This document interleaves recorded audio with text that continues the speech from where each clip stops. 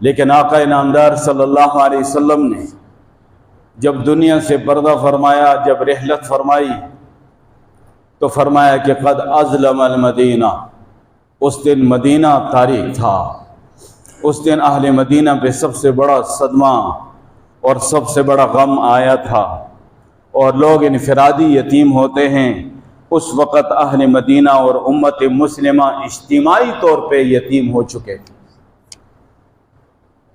وہ ماہ ربیع الاول، وہ 4 نسبتیں تھوڑی تھوڑی جھلک آپ کے سامنے رکھ کر گزر رہا ہوں کہ ولادت باسعادت بھی ماہ ربیع الاول میں، نبوت و رسالت بھی ماہ ربیع الاول میں، ہجرت بھی ماہ ربیع الاول میں، اور پیاری محبوب کا دنیا سے پردہ فرمانا اور رحلت جو ہے وہ بھی ماہ ربیع الاول میں۔ چاروں نسبتیں ماہ ربیع الاول کے ساتھ ہیں، اور آپ صلی اللہ علیہ وسلم کی ولادت باسعادت میں امت کے لیے رہنمائی ہے، نبوت و رسالت میں امت کے لیے رہنمائی ہے، ہجرت میں امت کے لیے رہنمائی ہے، اور آپ صلی اللہ علیہ وسلم کی رحلت میں امت کے لیے رہنمائی ہے۔ ولادت باسعادت جب ہوئی تو انسانیت کو حریت ملی، آزادی ملی، انسانیت کا مقام بلند ہوا، انسانیت کو شرف حاصل ہوا، اور جب پیارے محبوب کو نبوت و رسالت ملی تو انسانیت کو اللہ تبارک و تعالی نے شریعت دی، پیارے نبی کی سنت دی، سیرت دی، قرآن دیا، ایمان دیا، اور جب ہجرت اللہ نے پیارے محبوب کو عطا کی تو اس کے بدلے میں اللہ نے پیاری نبی کی اس ہجرت کے صدقے میں امت کو حریت عطا فرمائی، انقلاب عطا فرمایا، جہاد جیسا جو ہے پیغام اللہ نے عطا کیا، اور ریاست مدینہ اللہ نے عطا کی۔ اور جب دنیا سے پیارے محبوب نے رحلت فرمائی تو اللہ نے امت کو خلافت راشدہ کا نظام عطا کیا، 4 کے بدلے میں 4۔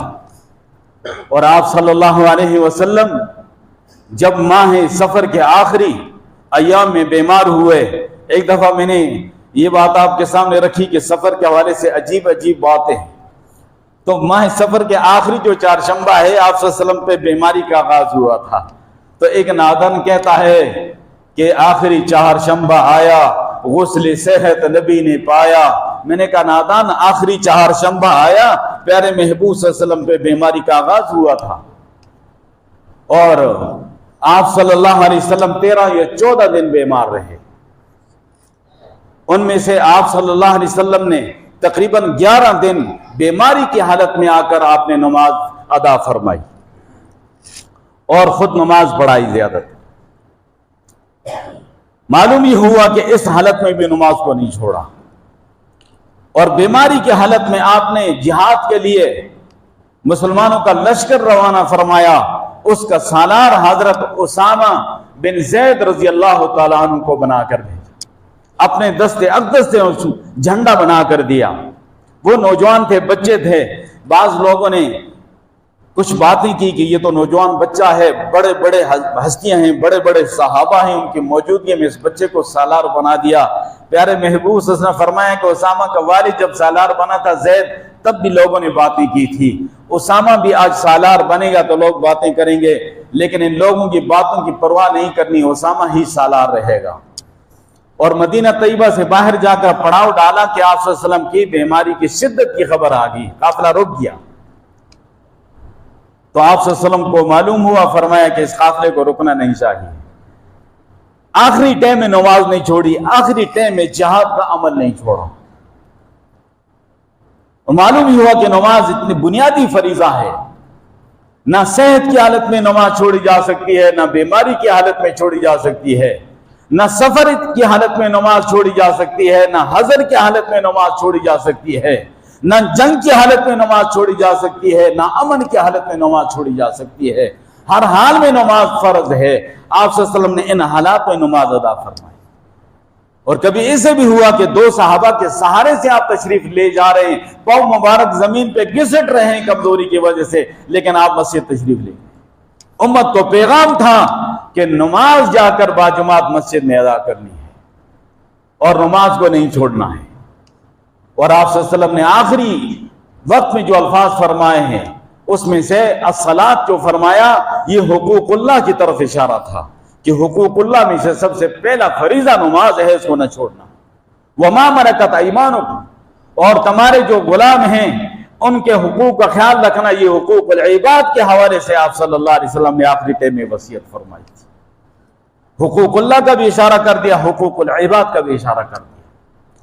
اور آپ صلی اللہ علیہ وسلم پہ جب زیادہ بخار کی کیفیت ہوئی تو اما عائشہ صدیقہ رضی اللہ تعالیٰ عنہ کے حجرہ میں باقی ازواج مطہرات سے اجازت لے کر آپ تشریف فرما ہوئے، اور وہ آپ کی خدمت، آپ کے مزاج مبارک کو سمجھتی تھی۔ اللہ نے یہ سعادت حضرت صدیق اکبر کی بیٹی کو عطا کرنی تھی، اور آپ ہی کا حجرہ جو تھا پیارے محبوب صلی اللہ علیہ وسلم کا روزہ بننا تھا، اور جس کو فرمایا کہ ماں بین بیتی و منبری روضۃ من ریاض الجنہ، میرے حجرے اور ممبر کے درمیان کا جو حصہ ہے یہ جنت کے باغوں میں سے باغ ہے، آج بھی وہ ریاض الجنہ موجود ہے۔ تو یہ وہ مقام ہے اما عائشہ صدیقہ رضی اللہ تعالیٰ عنہ کا حجرہ، جہاں پیارے محبوب صلی اللہ علیہ وسلم نے بیماری کے جو لمحات کاٹے تھے۔ اما عائشہ صدیقہ رضی اللہ تعالیٰ عنہ ان کی خدمت فرمائی، تیمارداری فرمائی، اور آپ صلی اللہ علیہ وسلم کو سہارا دیا۔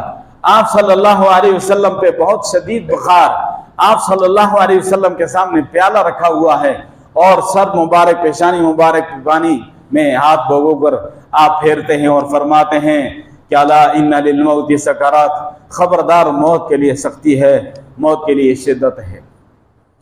اور اس وقت اما عائشہ صدیقہ رضی اللہ تعالیٰ عنہ فرماتی ہیں پیارے محبوب صلی اللہ علیہ وسلم نے میرے جو ہے چھاتی کے ساتھ سہارا لیا ہوا ہے، اور سر مبارک جو ہے آپ صلی اللہ علیہ وسلم کے اس حالت میں ہے کہ بین حاقنتی و ذاقنتی، میں نے تھوڑی اور میری چھاتی کے درمیان پیارے محبوب صلی اللہ علیہ وسلم کا سر مبارک تھا، اور آپ صلی اللہ علیہ وسلم کی تکلیف کو اور اس کو میں دیکھ کر بے چین ہو رہی تھی، یہاں تک کہ حضرت فاطمہ نے اس وقت فرمایا با کر با اباہو، اے میرا ابا جان کی تکلیف۔ حضور پاک صلی اللہ علیہ وسلم نے فرمایا فاطمہ آئندہ کے لیے تیرے ابے کو کبھی تکلیف نہیں ہوگی، تو پریشان نہ ہونا۔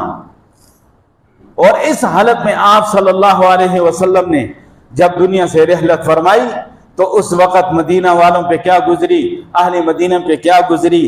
12 ربیع الاول ہے، اور جناب علی پیر کا دن ہے، اور زوال کے بعد کا وقت ہے۔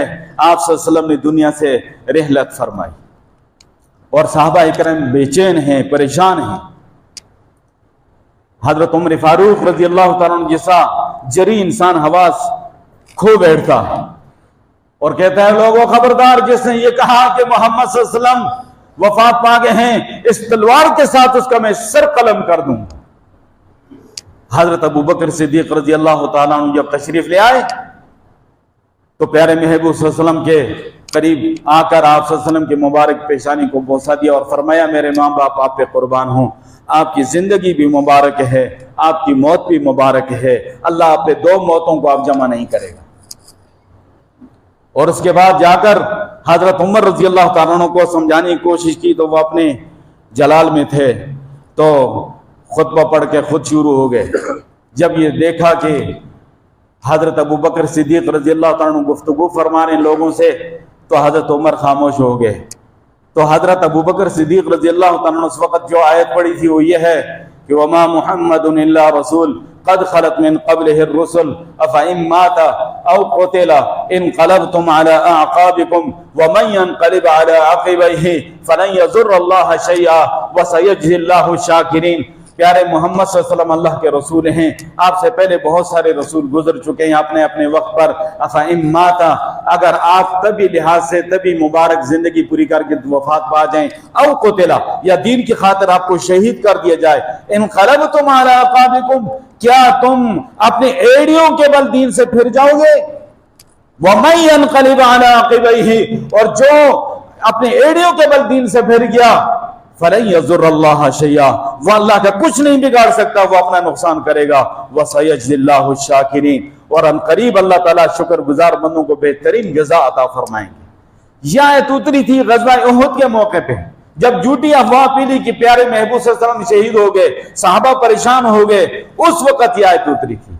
لیکن اللہ اپنے پیارے محبوب کے جانثاروں کو پہلے سے ذہنی طور پہ تیار کرنا چاہ رہا تھا کہ یہ وقت آنے والا ہے۔ جب یہ آیت سنی حضرت عمر رضی اللہ تعالیٰ عنہ ان کی ٹانگوں نے جواب دے دیا اور گویا کہ بے ہوش ہو کر گر پڑے۔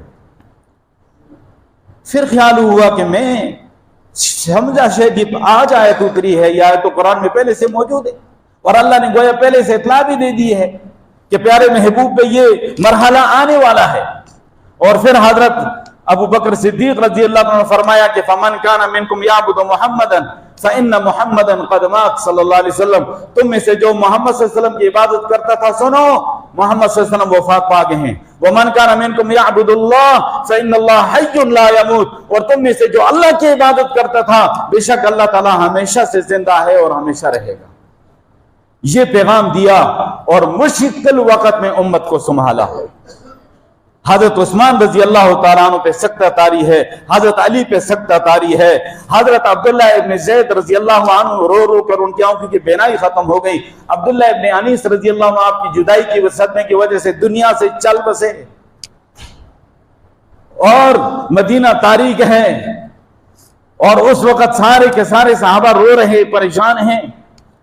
حضرت فاطمہ الزہرا رو رہی ہیں اور فرماتی ہیں اس وقت جب آپ صلی اللہ علیہ وسلم کو دفنا کر حضرت انس واپس آئے تو ان سے کہا کہ آپ نے کس طرح گوارا کیا کہ میرے ابا جان کے جسم کے اوپر بٹی ڈال کر تم آ رہے ہو, میرے پیارے ابا جان کو اکیلے چھوڑ کر آ رہے ہو. اور اس وقت انہوں نے کچھ اشعار کہے کہ ما زال من شم تربت احمدا ما زال من شم تربت احمدا لم یشم مد الزمان قبالیا. فرمایا جس نے پیارے نبی کی مبارک قبر کی مٹی کی خوشبو سونگ لے ساری زندگی وہ کبھی خوشبو نہیں استعمال کرے گا اور نہیں سونگے گا. ایسی خوشبو. دوسرا اتنا صدمہ ہے کہ اب وہ یہ خوشبو اور عیش عشرت چھوڑ دے گا ساری زندگی کے لیے. اس کے بعد کا جملہ ہے صبت علی مصائب لو انہا صبت علی مصائب لو انہا